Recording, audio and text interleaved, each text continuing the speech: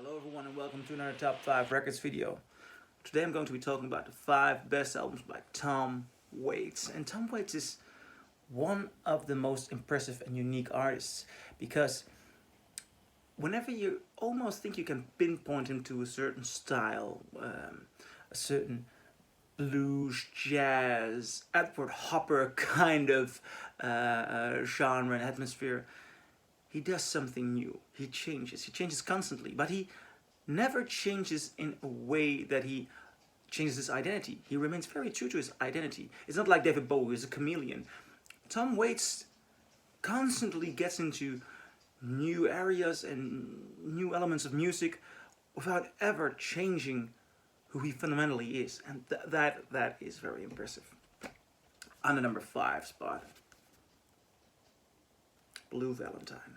Blue Valentine is one of his most romantic albums, but romance in the world of Tom Waits is of a different attitude, a different sentimentality. It starts off with the beautiful cover of Somewhere, which is originally from the West Side Story and has completely different connotations usually. But here, Tom Waits does something really impressive. There is an intimacy to it, a rawness. He makes this song his own, against all odds. And this album also contains a beautiful song, Christmas Card. Hey Layla, check out. This is my new dog, Layla. Layla wants to say hello in the video. Hi. Well, it also has the song, can I continue? It also has the song Christmas Card from a Hooker in Wyoming, of Minneapolis, not Wyoming. It's an awesome. It is such strengthful. The strength of its songwriting, of its lyrics, of the atmosphere Tom Waits creates is. Check out the backside of this cover. I mean, the photography of this cover says what the music is all about. It's a masterpiece. Love it. On number 5, Blue Valentine. On number 4, his first album, Closing Time.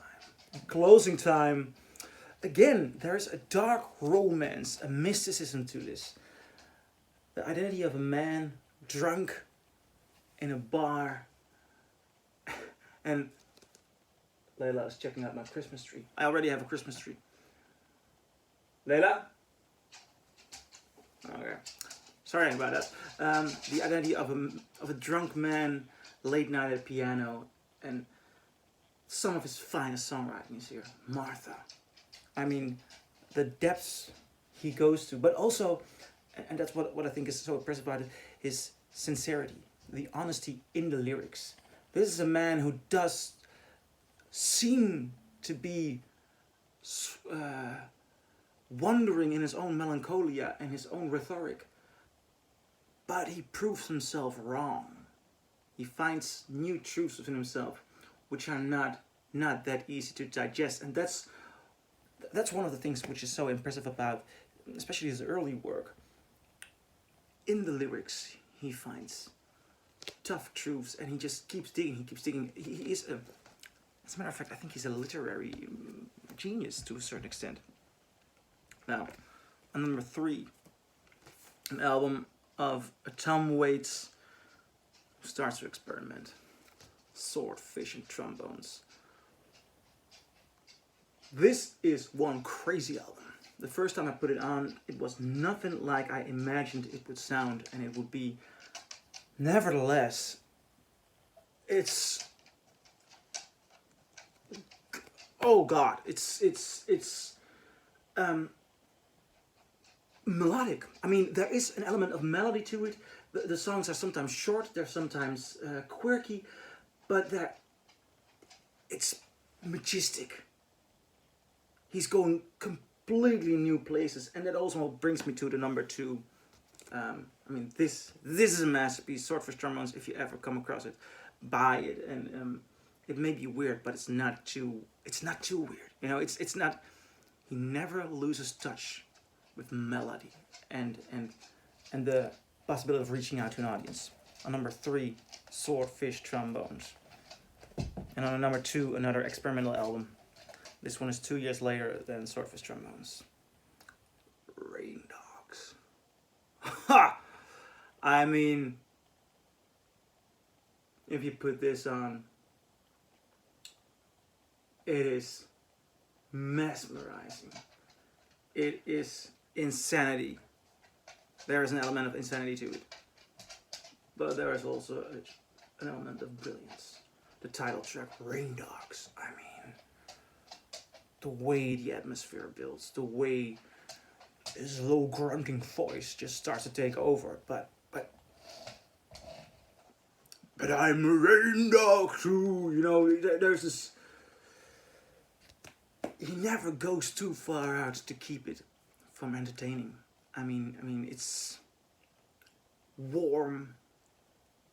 It's experimental. It's melodic. It's challenging, but inviting.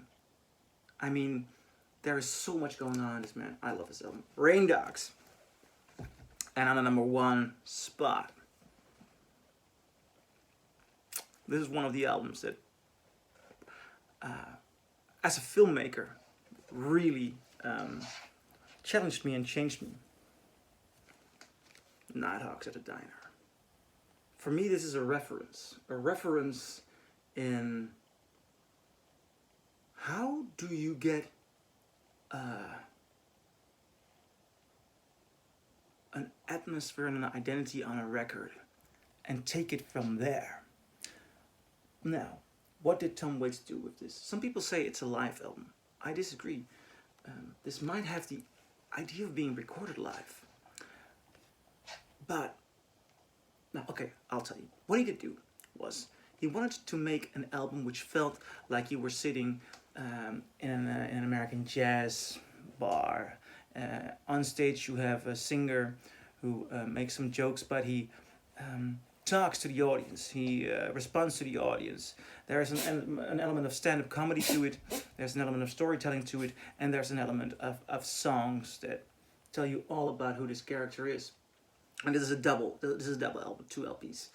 He rented out a classical studio for classical recording, because he wanted to do it live, but he did not want to do it live, like a real live record. He wanted to get you the feeling that people were there. So he rented out this great big studio, put tables in there, a waiter in there. So people are there sitting behind tables. Why could you not do that in a normal room? Because then you could not get the recording quality. And that's what he's after. He and his band are sitting there, and he's being an entertainer in this classical music recording studio. And he creates something that is challenging. There is no album like this, with songs like On a Foggy Night, Eggs and Sausage, Nighthawk Postcard, Warm Beer and Cold Women. This record captures something completely unique. It's a reference point for me, and I love it. I love it very much. Now, those are my 5 Tom Waits albums, favorite Tom Waits albums. What are yours? Agree, disagree, leave a comment below, and I'll see you in the next video. Bye.